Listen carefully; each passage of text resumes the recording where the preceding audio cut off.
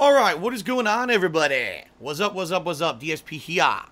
Live on stream and also, obviously, on demand on YouTube. Welcome to Ask the King, my bi-monthly Q&A show where I answer all of your questions from people who've been posting up on my thekingofhate.com forums for the past 2 months, from people who have been asking things on Twitter, and also people who were patrons. As you can see below, here's the link. People who pledge a certain amount are guaranteed to get their questions answered here on the show. The show runs roughly around 2 to 2.5 hours, depending on time. I split the show up into several different segments so that we don't go too long on any piece. Usually the segments are around 30 minutes in length for YouTube, and I take breaks every 30 minutes on the stream just so everyone understands how this works, all right? So, if you would like an opportunity to get your question answered on the next episode of Ask the King, the threads already exist on the kingofhate.com forums for, you know, regular posting, or if you're a current patron of the level that qualifies, you could post up either one. They're already live, all right? The next show, incidentally, is going to be on October 26, 2017, right in the midst of Broketober, Nopetober, whatever you want to call it, basically the month where there's an insane amount of video games coming out. There's no way anyone could afford them all and or play them all. In fact, on the date that I'll be doing the next Ask the King, it's the day before Assassin's Creed Origins, the new Wolfenstein game, and Mario Odyssey all release. So I don't even know. I want to do a midnight release that night. I don't even know what game to play. There's 3 of them. It's going to be a pretty crazy situation, okay? So, that being said, folks, that's the next episode. 2 months. So you have 2 months to post up, but a lot of times what happens is based off of this episode, people get, new questions or whatever. They get an idea. Go post them up now. You know, the more questions I get for the show, the better it ends up being. Today's August 24th, 2017, and this is episode 67 of Ask the King. I was just reminiscing a little bit about all the years that I've been doing this show. Pretty crazy over the years how the show's evolved and, you know, things change. You know, I've done it in multiple locations and stuff, and pretty nuts. One of the longest ongoing things I've ever done on YouTube. Pretty crazy. All right. So, folks, let's begin. First of all, we're going to be starting with the patron questions. All right. So, let's jump right into the meat of it. Now, one patron of mine asked me like 100 questions. All right. Crazy. I don't know. I guess they just had all these questions saved up. So, I'm going to try to answer them as quickly as I can, because obviously I don't want one person kind of bogarting the entire Ask the King episode. But here we go. So, his first question, this is from Timic83. He says, with so many fighting games coming out and staying for only 1 or 2 EVOs, online multiplayer games dying within a year, and gaming seems to be costing more and more for less and less content, as gaming is becoming more and more multiplayer or online connectivity focused, do you think that the AAA single-player offline experience could die anytime soon? Even single-player games like Hitman or Phantom Pain are heavily online focused, and, like Splatoon or Overwatch, they hide away content behind arbitrary time locks. Can we ever get back to the good pre-online business practices, or have we let the genie out of the bottle forever? Well, the thing is, you know, things change and evolve over time, and I think what game developers have realized, all right, is that if you just release a game for $60 and that's it, that's $60 you'll get, and there's no other ongoing revenue stream from that game. And in particular, in a world now where we have a used game market where people trade in games and buy used games, they're not even seeing that aftermarket or after initial launch money come in, because it's the, you know, the GameStops and stuff like that of the world that are making all that money on the back end. In addition, right, what game developers are trying to do now is take less risk. You know, if you're going to put out a AAA game with a 12 to 20 hour campaign and sell it for full retail price, you've got to put a ton of investment cost and development cost and time and effort and staffing and everything into it to make that game before it's ready to release. The flip side of that is, look at a game like Hitman, which is one of the games that he references. That game was released episodically. So yeah, work had to go into it, but they didn't have to have the game done before the game released. Now, we never got any sales numbers for Hitman. We were never actually given sales reports saying it sold this much. But from all the news that we've kind of hit, and the fact that the publisher basically dropped the studio and said they didn't want to do anything with the studio anymore, the studio had to go out and basically become independent, basically tells us that it really didn't work, all right? People expect when they put down their money for a game to get a full-fledged game, not to get an episode here, an episode here, an episode here, an episode here, and whether or not that ever will come together to become a coherent whole is indefinite or uncertain. Yeah, it's interesting because he mentioned Splatoon. There was a game that at launch was incredibly bare bones and really, honestly, didn't have a lot of content. It had a few game modes, a few weapons, and then they just piecemeal released something here, something here, something here. And within like 4 months of release, the game had tons of content, but it didn't have it all at launch. I hate to say it, I really do. I think that games are going to become more focused like this. You're going to see more games that they're going to be more focused on online co-op, more on the game is a grind, but the reason that the game becomes popular is because of a social aspect of playing with others over the internet. Games are going to have a less offline narrative-based content, and it's going to be more... why is it going to be like that? Number one, because it's easier for the game devs. It's less investment cost for the game devs because they're giving you less initially. And number two, because people are buying them. I mean, it's that simple. Look at these games. Tom Clancy's The Division. And then this year, Tom Clancy, what was it? Wildlands or whatever it was? Ghost Recon Wildlands. Destiny. You know, these are games that really, if you look at them and you hold them up to their competition, do they have the amount of content? Do they have the amount of story and effort and polish and everything as the other games? Not really.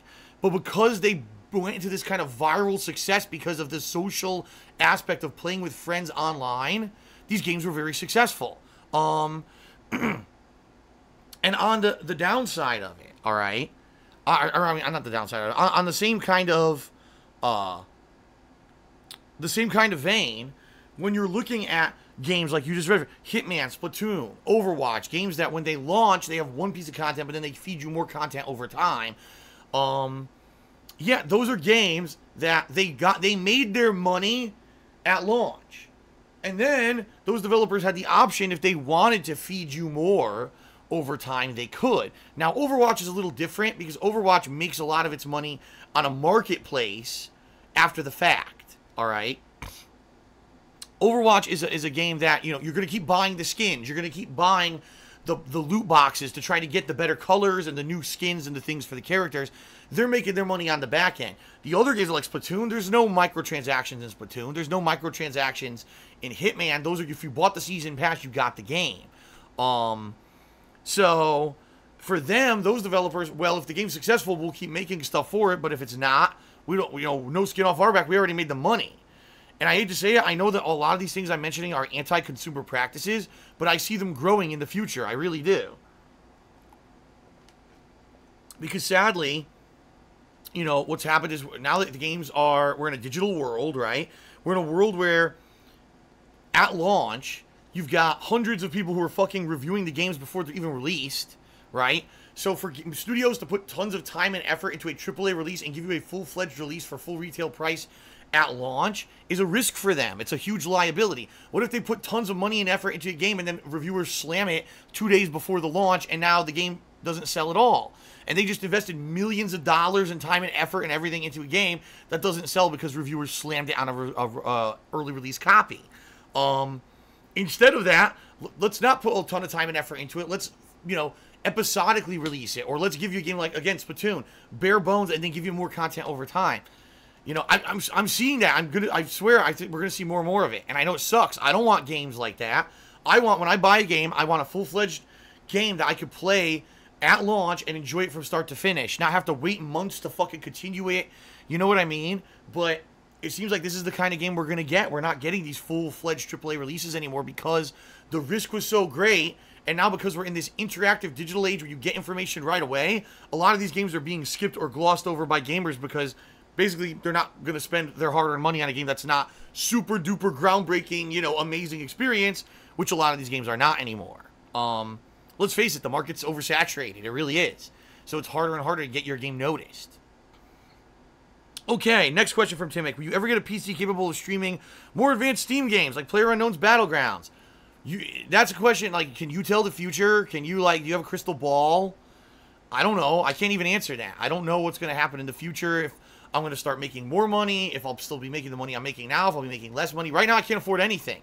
Right now, I can't afford to buy a new pair of headphones, which I'm going to need soon because my headphones are breaking, and I'm going to need all kinds of equipment just to keep the minimum going here, and I can't afford it. So, no, I can't afford a new PC. Have you received any new KOGaming community submissions, and do you still plan to upload them in the future? I already kind of answered this earlier this week. The answer is no. Reason being because, I almost said Microsoft. YouTube demonetized half my videos on KOGaming. So it seems like KOGaming, at least the edited style content, is dead. I am planning on doing game reviews still. What I'm going to do is talk to the camera just like I do for Ask the King, the old style reviews I used to do. And that's going to be the content you see over there. And I will edit for like year-end stuff. But there's no reason for me to put time and effort into having people submit stuff or me editing stuff that's just going to be demonetized within a week or two anyway. It's YouTube's fault. Their algorithm doesn't work. They're completely ignoring all the feedback from all YouTubers telling them their algorithm doesn't work. They're getting sued for it. So, oh well. Okay. Sorry. Got distracted here for a second. There we go. Next question. Do you think there'll be a PS5 or a new Xbox with the current rise of PC gaming becoming the norm? Yes. The console market is huge. No matter how much PC enthusiasts want to tell you that the PC master race is the best and it's profitable and this and that, it is true that PC gaming is very profitable. But console gaming is still hugely profitable, or else guess what? They wouldn't be putting out new versions of every console. I mean, now they have mid-generation new versions of every console. The Slims and the Pluses and the Pros and the Scorpios. Do you think they'd be doing this if console gaming wasn't crazy profitable? Of course not. It is. It's insanely profitable. They're not going to just stop making gaming consoles because PC enthusiasts want to tell you that PC gaming is better and because there's profit to be made on PC. They're completely different markets. They really are. It's different kinds of people. One group of people are more hobbyists. They want to build their own PC. They want to have pride that they have a gaming rig that's amazing and they did it on a budget and they did it themselves and all that kind of shit. They constantly want to be tweaking and upgrading this gaming rig to make it better and better. Versus on the flip side, a completely opposite group of people. They just want a gaming console that works so they can play the hottest new releases. They don't care about being at the top of the line cutting edge, and they don't want to fucking constantly be messing with their hardware because they don't want to be bothered with it. They just want something that's consistent and will work. Two completely different schools. Yes, they play the same games, which is hilarious that it really is. It's completely different schools of thought and different kinds of people to play the same games. But no, consoles aren't going away anytime soon. At least in my opinion.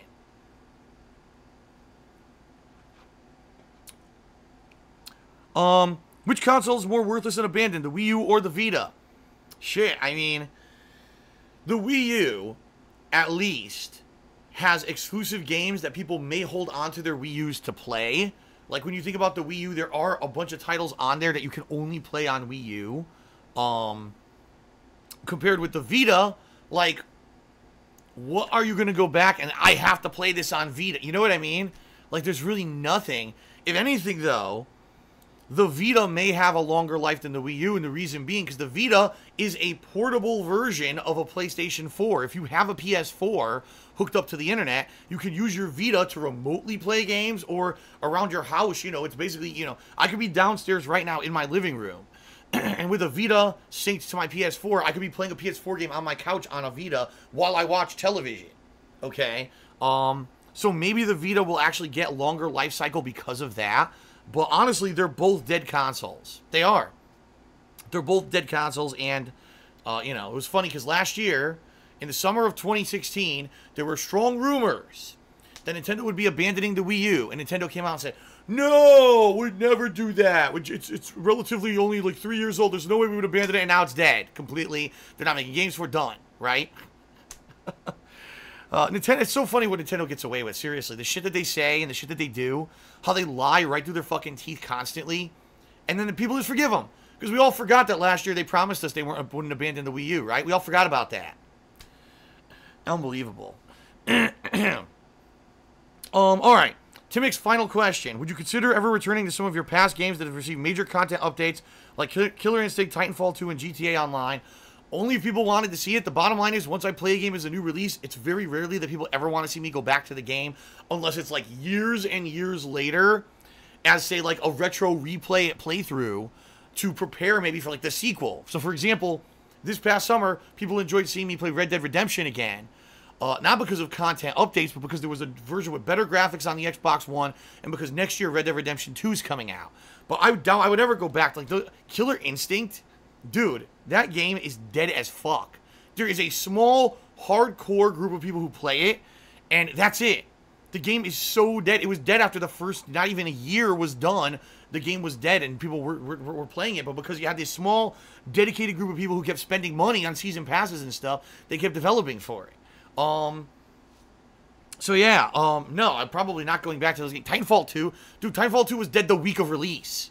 People played it for 1 week and said, why am I playing this, and stopped playing it. And it's sad because Titanfall 2, in my opinion, was actually a much improved game. Like, I really liked Titanfall 2 versus Titanfall 1. But that's the problem, man. Especially in the market right now, we're oversaturated. You had games like Call of Duty and Battlefield coming out around the same time as Titanfall 2. And as soon as they came out, no one ever talked about it again. Okay. Finally, some questions from somebody else. So here we go. This is actually 3 questions from Vera, who's a patron. Her first question is, since you have time to readjust to, since you've had time, excuse me, to readjust to being, you know, living alone and being single, do you ever miss living with someone, and what do you miss the most? I'm not talking about, like, personal stuff of your relationship, but maybe the general benefits of living with someone else. I know you said it doesn't bother you to live alone, but you lived with your ex for a couple of years, so you had time with both. No, it's true. Listen. There's positives and negatives to both living alone or living with someone, all right? Well, for me, the biggest things that are negatives right now, all right, is number 1, I'm responsible for everything. I have no one to lean on, no one to help me with everything. I'm talking finances, chores, you know. Basically, everything around the house is me. And it was one thing when I lived in Connecticut and I had this small condo and it wasn't a big deal. I have a big house, you know. So to remember, oh, I gotta clean, I gotta water the plants, I gotta wash the clothes, I gotta do this, I gotta pay all the bills, I gotta do that, you know. It's just constant every day behind the scenes when I'm not streaming or I'm not working. There's shit to do. In particular, the one thing, honestly, that's changed the most is cooking and meals. Because the way it used to work was I would be streaming, and then when I ended my first stream, dinner would be ready. You know, my ex would cook for us, and she was a good cook, so we'd go and eat together our dinner and clean up together. So, you know, it would be an hour of prep and everything and cooking in the kitchen, and then as soon as I was done with stream, boom, could eat and clean up, and I actually had some time between streams to relax. Not anymore. So I'll give you some perspective. Right now I'm streaming Ask the King. As soon as I'm done streaming Ask the King, I have to upload these videos and put timestamps during all the questions and stuff during the show, which takes a while. It takes like a half an hour or longer. Then I got to upload more videos to DSPGaming. Then when I'm finally done with all that, I have to run downstairs. I'm making pasta for dinner tonight. So I have to boil the water, which takes like 15 minutes. Then I have to cook the pasta, which takes like 15 minutes. Then I have to do the sauce and combine it and everything. So you're talking about 45 minutes of prep before I even get to eat. Then I got to eat quick. Oh, now I gotta clean up, so I gotta wash dishes, I gotta put everything away, then I gotta fucking get everything together for the second stream. And that's, you know, a matter of like 2 hours. So it's like this. My days are like, I'm bouncing boom, boom, boom from thing to thing to thing, while it used to be I had at least a little bit of kind of time, relaxation time and stuff in between because the responsibilities were shared. That's really one of the biggest negatives, okay? It is what it is, you know, living together versus being single. I mean, there's other benefits too, because I'm single. I am the master of my destiny 100%. It's not like, you know, I have someone living with me who needs to be asleep at this certain time and needs to be awake at this certain time and needs the car at this certain time. You know, anytime I have freedom to stream as late as I want, I have the freedom to do stuff. Now, keep in mind, I have to keep that within my own limitations. When I lived with my girlfriend, my ex-girlfriend, it was more about, okay, well, we have plans to do stuff outside of when I'm streaming, so I have to limit myself so we have time to do that stuff. Versus now, it's like, now I have to be more careful that I don't talk too long or stream too long and hurt my voice or not get enough rest, and now I'm all, you know, tired or whatever for my own health purposes. So it's different. It's, you know, definitely a different kind of a situation there. Okay. Next question. Do you agree that consoles are losing their benefits every generation? It seems to be a common view among gamers, PC and console gamers, that consoles are becoming more and more like PCs. The prices for PC parts are coming down with every generation, as well as getting smaller and using less power. At the same time, consoles seem to be making changes, specifically on the software level, to have the functionality of a PC. In fact, the OS for the Xbox One is running a heavily modified version of Windows, so I'm interested in hearing your opinion on it.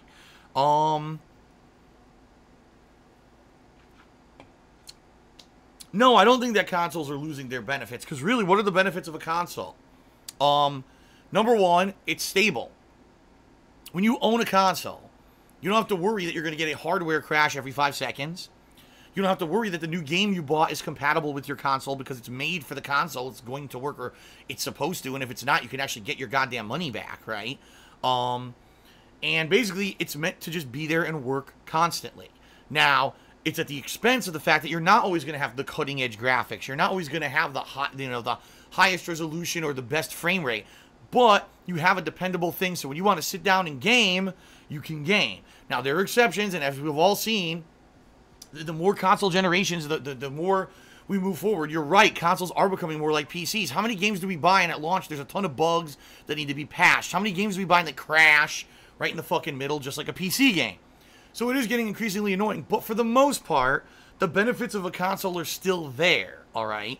I understand what you're saying, that consoles are kind of pushing more towards being PCs, and if anything, the PS4 Pro and the Xbox One S Scorpio, you know, super ultimate fucking championship edition proves that what these console manufacturers are trying to do is push console gamers into a more PC frame of mind. Oh, it's mid-generation. You don't really need a new console, but we're going to sell you a more souped-up version of the same console anyway. You see what I mean? Like, it's kind of the same thing with a PC. Oh, you know, it's buy a new graphics card or a new processor and upgrade your PC to get better graphics. Oh, well, buy the new console, which is essentially what they're doing. They're pushing this mid-generation console upgrade down your throat and trying to hype it up and tell you that it's good. And sadly enough, people are fucking buying it. I can't believe that the Xbox One S went on pre-order this week, and they're all, like, sold out everywhere. It's like, people are so gullible. People are such fucking sheep with this shit. Seriously. But I digress. You are correct in saying consoles are pushing more towards a PC focus, but at the same time, the core benefits of having a home game console have not gone away. At least I don't feel that yet. Or else, why would I be having consoles, right? If I didn't have a benefit of capturing and having stability and everything from a console, I would be using a gaming PC. I wouldn't have bought an Xbox One and a PS4 and a Microsoft Switch. Instead, I would have bought a gaming rig for the same cost of all three of those combined, and I would have had a gaming rig here. But I still think the benefits are there, okay? The final question that Vera asked, have you ever had a near-death experience? If you're comfortable sharing what happened, no. The closest I ever came to dying was my car accident in high school, because that was very close. I mean, the door impacted to right here, and the only thing that saved my life was the airbag, because the airbag didn't deploy and basically push my face to this direction, because it did burn the whole side of my face, the airbag, but if it didn't, the door would have impacted my head and I'd be dead. But that's the closest I ever came, to dying, but I never had, like, a near-death experience or anything like that, where people say, oh, I was out of body, or, you know what I mean? Like, there's all these different things that people say. My life flashed before my eyes. No, that didn't happen. It didn't happen. FYI, folks, I already said this on pre-stream, and I guess no one was listening. I'm not answering questions from people who are cheering today. I already said I'm not turning this into an Ask the King on top of an Ask the King. I see a ridiculous amount of people did small cheers expecting me to answer their questions, and I said on pre-stream I'm not. So what I'll do now is I'll give shout-outs, and I'll say thank you to the Great Rad, to Hollow11, to BL Raven Wizard, to That Anonymous, to Team Gardenator, and all of them cheered. Thank you for the cheers, and thank you to CM Fool who subbed for the 9th month in a row. I appreciate that, but I told you, I already have questions to answer. I'm not turning this into Ask the King on top of Ask the King. Sorry, I guess you should have listened on pre-stream. I don't know what else to say. Alright, let's keep going. I still got about 5 minutes before we'll take a break here.